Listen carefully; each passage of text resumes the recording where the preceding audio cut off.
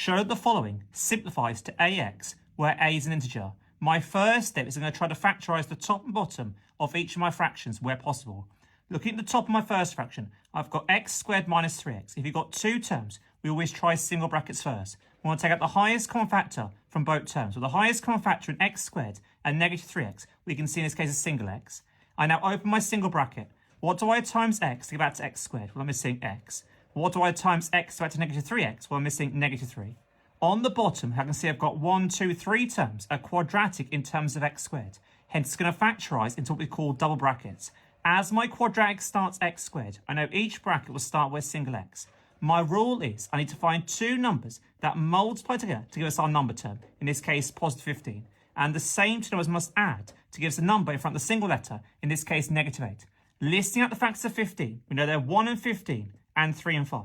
Only one pair will work. As need to multiply to give us positive 15 and add to give us negative 8. Therefore, the signs must be both negative. In this case, my only option is negative 3 and negative 5 in any order. As negative 3 times negative 5 will give us positive 15. As I know, a negative times negative will give us a positive outcome. And negative 3 subtract 5 will give us negative 8. Look at my second fraction, leader divided alone. Once again, I'm going to factorise the top and bottom where possible. On the top, I've got two terms, but there's nothing common. But I can always place that inside single brackets, in this case, x plus 5.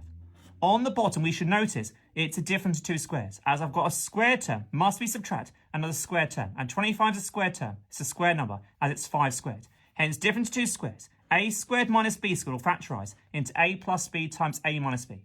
Here, what times itself gives x squared. Therefore, we know each bracket will start with an x. I now place a plus in one and a minus in the other, in any order. And what times itself gives 25? Well, therefore, it's going to be 5 and 5, because the square root of 25 is 5. And don't forget, I've still got the plus 5x on the end. Now, simplifying each fraction where possible. Look at my first fraction. Have I got anything common factors? Well, I've got x minus 3 common in brackets on the top and bottom. So doink, that'll cancel. Now, look at my second fraction. Have I got any common factors on the top and bottom? Here I can say I've got x plus 5 in brackets common. So doink and doink, that will cancel. Hence, I'm left with single x on the top of my first fraction over x minus 5. Keep the divided alone for now. On the top, as that's cancelled, I know therefore it's just left at number 1. On the bottom, I've just got x minus 5 in brackets. And I've still got plus 5x on the end. When dividing fractions, we apply the KFC method. What does KFC stand for? Well, K stands for keep. We always keep the first fraction exactly the same. So we're going to leave x over in single brackets x minus 5. F stands for flip. We're going to have flip the second fraction over. So whatever's in the top will go to the bottom and vice versa. Hence, we're going to have x minus 5 on the top over 1. And C stands for change. We're going to go back and change the divide into a multiply. And don't forget, we've still got plus 5x on the end. When multiplying fractions, we just multiply the tops and multiply the bottom separately. On the top, I'm going to have x multiplied by in single bracket x minus 5. And on the bottom, I'm going to have x minus 5 times 1, which will just simply give us x minus 5 on the bottom. And I've still got plus 5x on the end. Once more, check whether my fraction can be simplified. Well, here I've got common factors. I've got x minus 5 common in brackets on the top and bottom. So that'll cancel, doink. Hence, I'm just left with single x, and I've still got my plus 5x.